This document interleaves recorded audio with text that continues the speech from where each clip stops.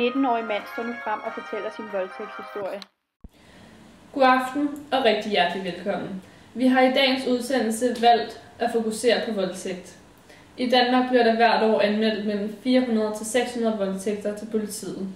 Det er kun 2-3% af alle voldtagede mænd, der melder det. Hver måned henvender mindst én mand sig til et krisecenter for voldtægtsofre, efter at have været udsat for seksuelt overgreb. I løbet af en periode på 10 år har kun 123 mænd henvendt sig til et krisecenter. Vi har i dag snakket med en mand, som er blevet voldtaget.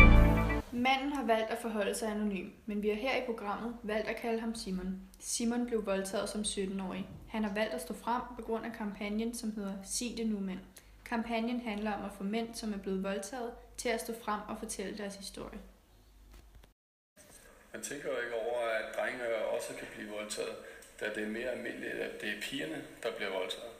Men drenge bliver voldtaget, og det er vigtigt at få meldt gerningsmanden, så personen ikke forgriber sig på andre.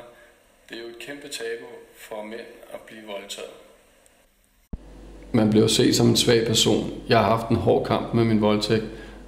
Mange tror, jeg er homoseksuel, fordi jeg blev voldtaget af en mand, men sådan er det slet ikke. Da jeg så kampagnen, gik det op for mig, at jeg var nødt til at stå frem. Drenge skal også melde deres voldtægt, da det er lige så forkert, som det er mod kvinder.